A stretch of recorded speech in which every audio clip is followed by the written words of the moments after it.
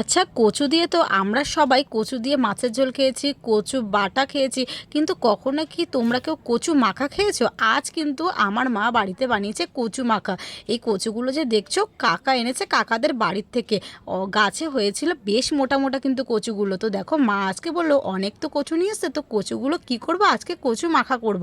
প্রথমেই মা কচুগুলো বেশ সুন্দর করে কেটে দিল, আর কচুটা এতটাই ভালো এতটাই নরম, কি বলবো, মানে পুরো মোমের মতন গলে গেছে।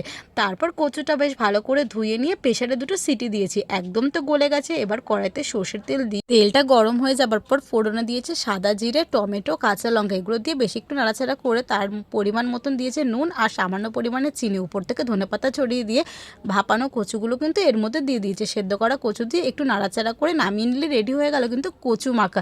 তোমরা যদি কেউ এই কচু মাখাটা না খেয়ে থাকো, একবার বাড়িতে ট্রাই করে দেখো, এত সুন্দর লাগবে। দুপুরে গরম ভাতের সঙ্গে কিন্তু কচু মাখাটা দারুণ খেতে হয়েছে।